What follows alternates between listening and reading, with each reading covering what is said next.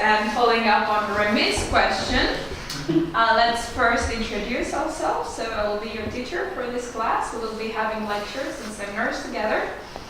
And you will also be doing some seminar presentations, group presentations in this course. So your assessment will be based on your course participation, the presentations during seminars, and the final assessment. So about the final assessment, it would be at the end of the course, and it will be some combined tasks. It will be problem questions and also some essay questions that you will have to do in a written form. It will be a take-home exam, so you can do at home on your own time.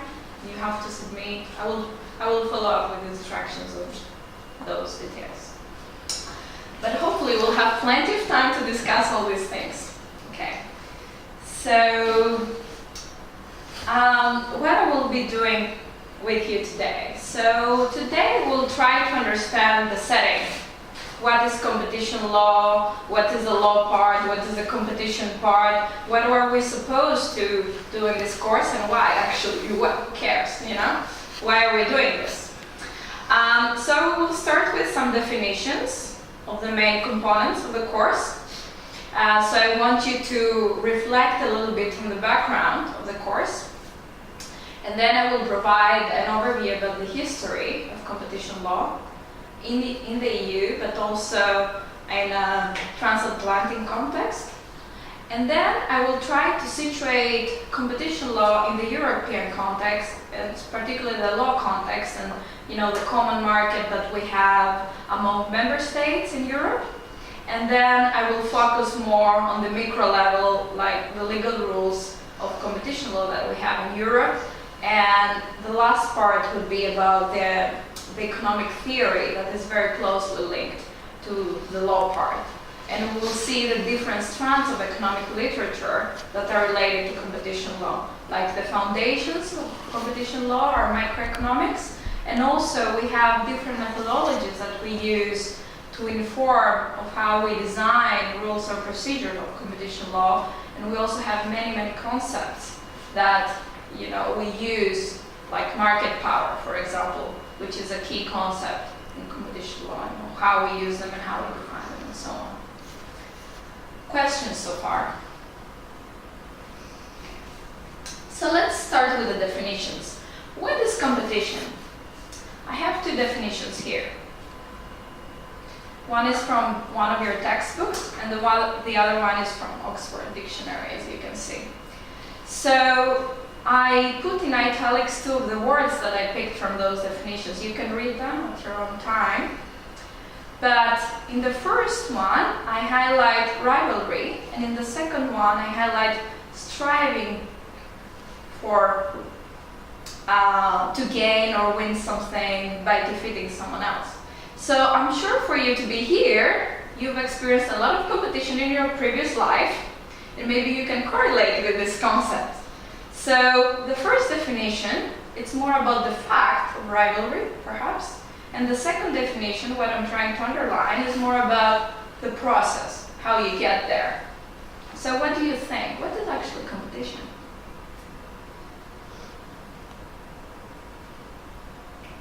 Does this make sense?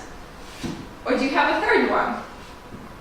Well, striving is more like competing. Yes. So it is an activity, as it says. It's the process, it's the verb, it's the action. The first is the rivalry, it's more of a status. State. Yes. Do you have a preference?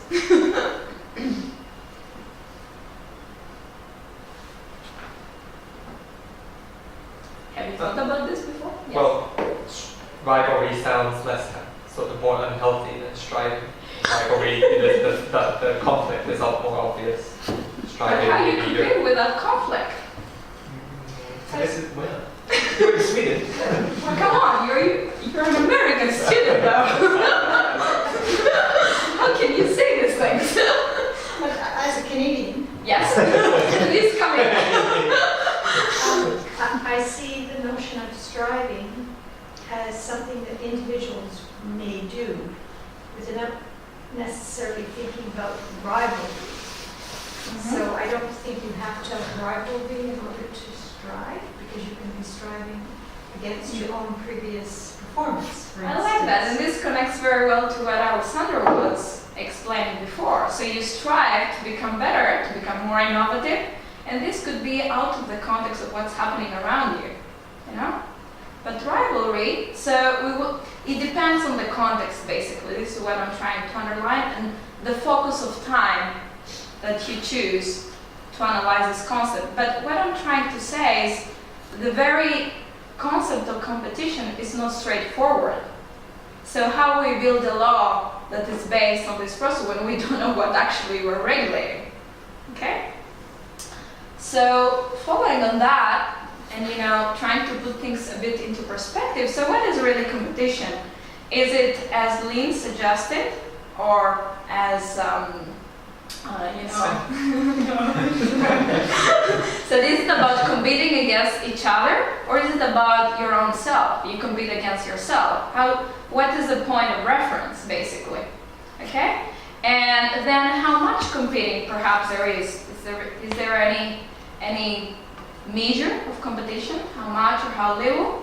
And then what are we competing for? In innovation terms, sometimes we say that we compete for the market.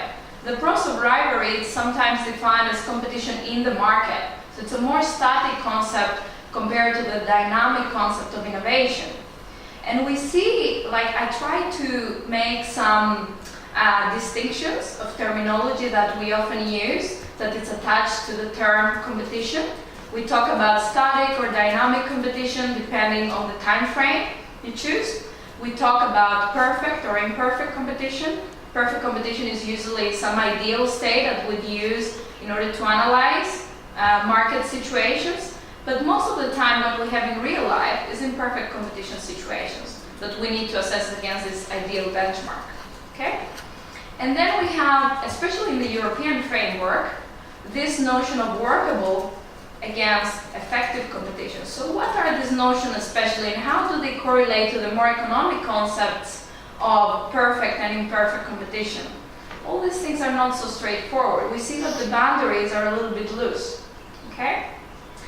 And then a fundamental distinction that we have in legal terms is between free competition, competition in free markets, in other words, and fair competition. Free competition relates more to the process of rivalry, whereas fair competition relates more to the process. Is the process fair? So we see how all these things relate to the previous discussion, the initial question, what is really competition? So how we decide to define the law very much depends on these notions, and the stance that we take as on a policy side on these questions, right? Questions? So are you saying that all of these continua need to be taken into consideration in developing laws? Quite likely, because what I'm hoping to show here is that, for example, the US and EU approach to competition law is different because the stance we take on this question is slightly different. Perhaps we don't say it outright, that we take a different approach, but we actually do.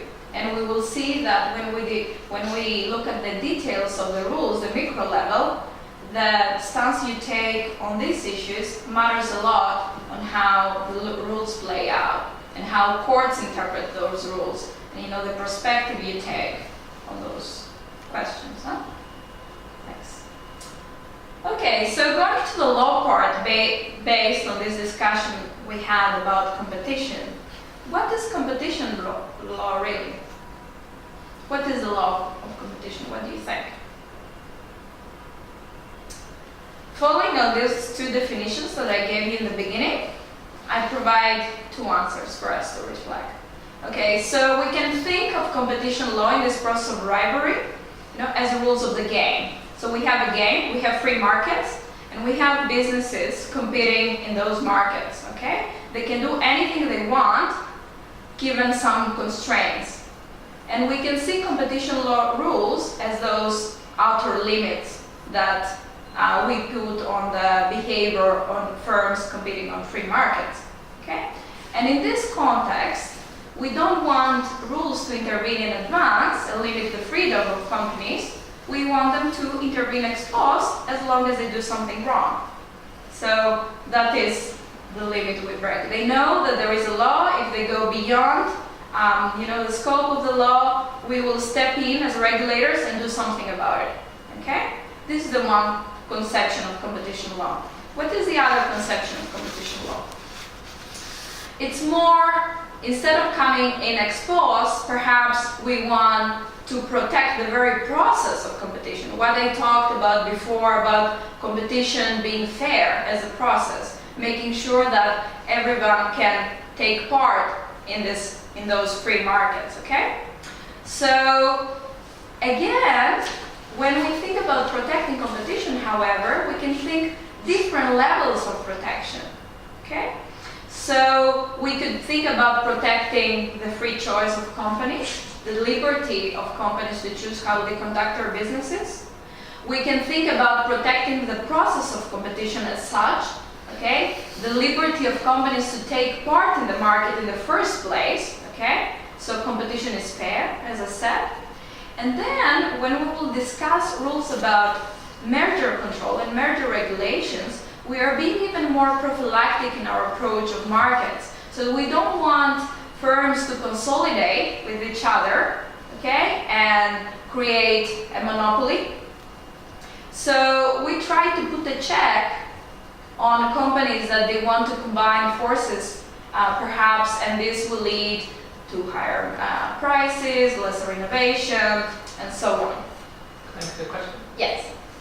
Could you say in the second example, instead of protecting competition, to create competition? Is that what that example is pushing towards, or just to... Yes, you make sure that even if you have a natural process of free competition, so you want the rivalry, but the rivalry does not end up into a situation of a monopoly, even if it's done by organic means. Meaning, you have a very good firm like Google, but then you don't want to end up in a situation where Google is so good that it's the only firm remaining in the market, because then essentially the market is Google, so there's no longer a market. Okay, and how you make sure that there are other market players that challenge that position and the process still remains fair, and there is still actually a rivalry. Okay. So, is competition law actually law? How do we perceive law? What is your idea of law? What is your idea of a rule?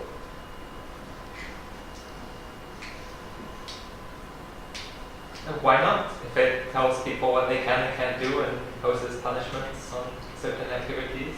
But do we really do that? In competition? Yeah. I don't know.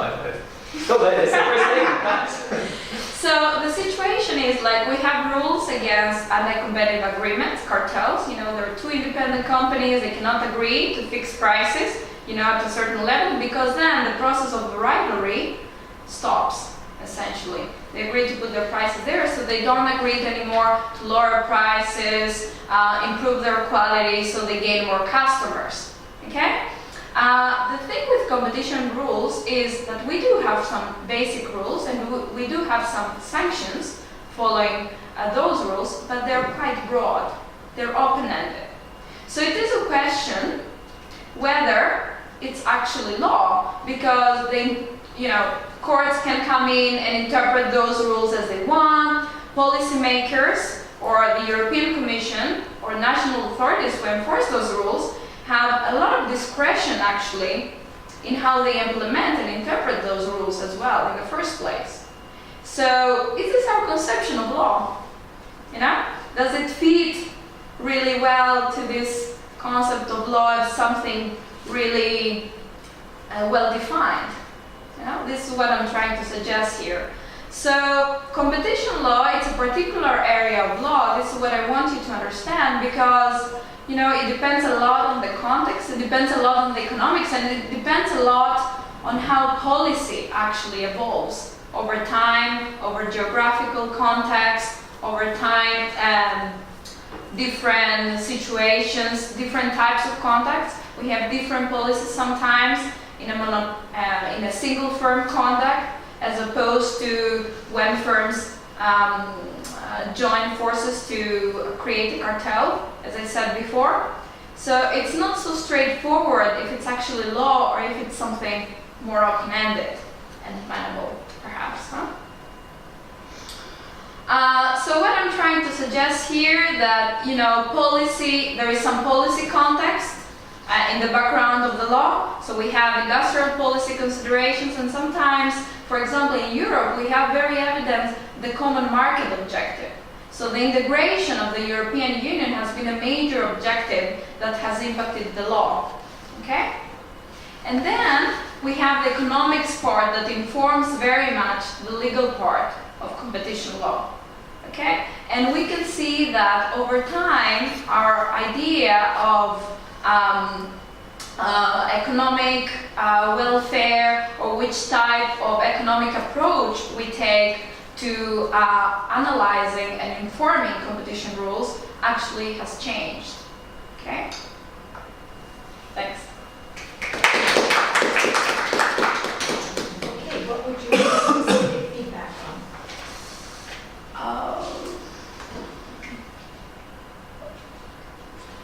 If the questions and sequence of questions made sense and people could understand and follow up answering them. Okay.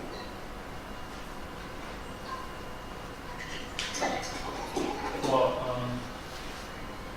related to this, what I like is that we often use the phrase, this is what I want you to understand.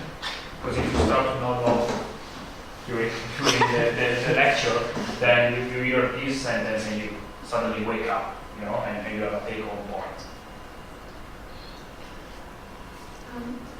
Yeah, I agree with that. Also, though, I was struggling between what you were saying and the things on the slides, because I wasn't always sure I could see a connection between what you were saying, the specific words, and the specific words on the slides.